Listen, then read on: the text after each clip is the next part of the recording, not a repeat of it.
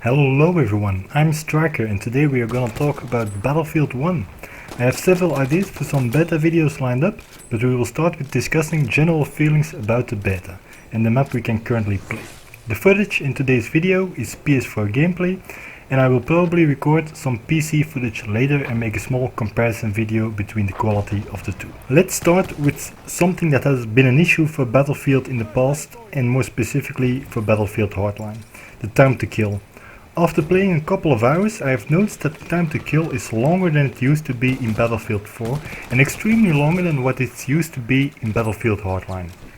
The short time to kill in Battlefield Hardline was especially a problem on the PC side, since you can be so accurate and thus have nearly no time to react if you're getting shot at. I would say they completely went to the other side of the scale in this version of Battlefield.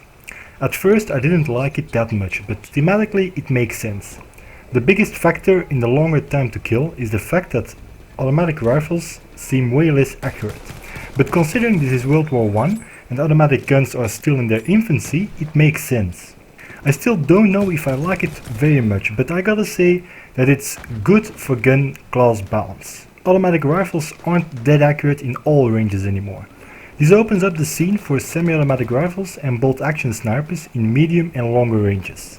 This immediately brings us to another weapon class that probably needs some tweaking: the Medic's semi-automatic rifles. It seems to me that these guns have the same problem that the DMRs had in the Battlefield 4 beta and early in its lifetime. The time for the accuracy to decrease is too long, making it so that you almost can't spam shots if you want some resemblance of accuracy. Of course, this is in some way a conscious design decision to ensure that you don't spam shots, making it almost an automatic rifle. But I do feel that the punishment is a bit too large at the current time. You have to wait a good half of a second before firing your next shot for it to go where you expect. Of course, I haven't had loads of time with the game yet, so maybe I'm reading the situation wrong. It could be that it's just faulty netcode that makes me believe that my rifle isn't as accurate as it should be, but I doubt that. The medic class has bigger problems though, and that is the fact that it's very hard to revive people, or better yet to see who can be revived. The way it works at the current moment is that when you die you need to press R1 on the PS4 to request a revive.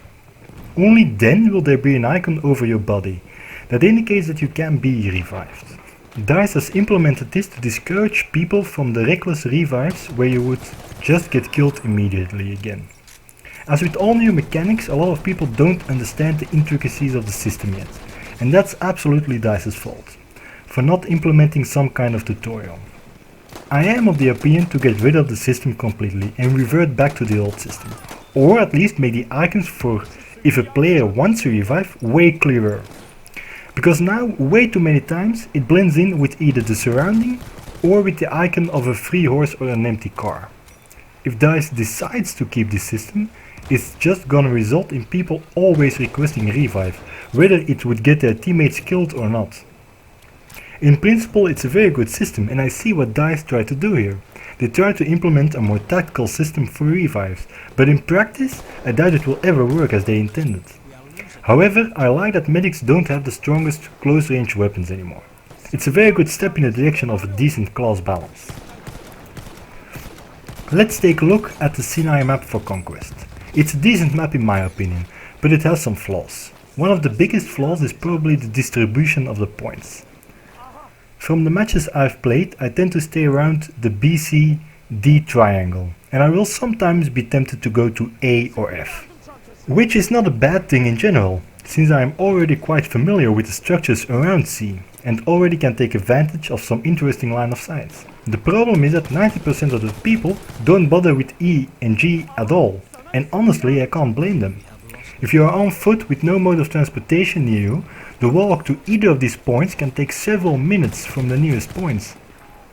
The first time I jumped into a game and looked at the top-down view of the map, I thought, what in God's name is E doing down there? Is it punished or something? The only reason DICE made these 2 points is probably to let the map feel rather big, which it certainly does, and riding a horse from these points is very fun.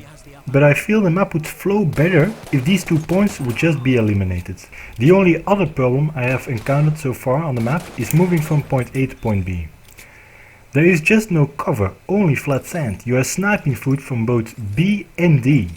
An easy way to fix this would be to put in some trees where you can stand behind, or put in some more dunes, so that you can get behind one to block line of sight. But all in all, it's a very enjoyable map. Another thing DICE has changed in Conquest is the tickets. In Battlefield 4 it used to count down and you would bleed tickets if the enemy team had more flags than your team. Spawning also costed 1 ticket. The first to 0 would lose. In Battlefield 1 however it counts up. The rate it counts at is tied to the number of flags you own. So obviously the more flags you own, the more tickets you will gain. Spawning no longer costs a ticket, and thus getting a lot of kills technically won't help you win the game directly. Of course this does help indirectly.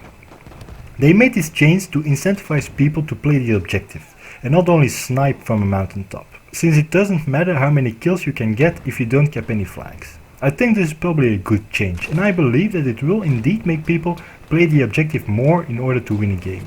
Don't misunderstand me, killing the enemy team is of course still very useful in order to push on an objective. The last thing I wanted to talk about in this video is console specific. There is one thing that really ticks me off, and that is that you are unable to switch R2 and L2 with R1 and L1.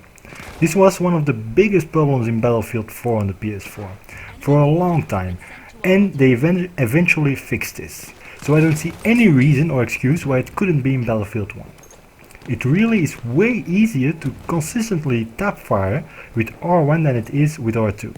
It really baffles me that it isn't a possibility, and I have checked the menu several times. If I have still missed the option however, then I'll feel very dumb. One other small complaint is that some of the text is rather small if you are playing on a television that is a fair distance away from you. But this is a problem in many games, if not all. I hope that we somehow get the option to change loadout and guns in the main menu, and not only in a match. I always feel bad when I take some minutes in a match to dig out the class just the way I want it. It would be way more convenient if you could do that stuff in the main menu or even between matches. The game however runs really good and looks beautiful. I have rarely seen any frame rate drops. Of course I can't say exactly at what frame rate it runs since the PS4 doesn't have an FPS counter, but I would guess it runs at least at 30 FPS. That's it for this video. If you enjoyed the video, leave a like and a comment and subscribe if you want to see more, and stay tuned for more Battlefield 1 content, and see you in the next one.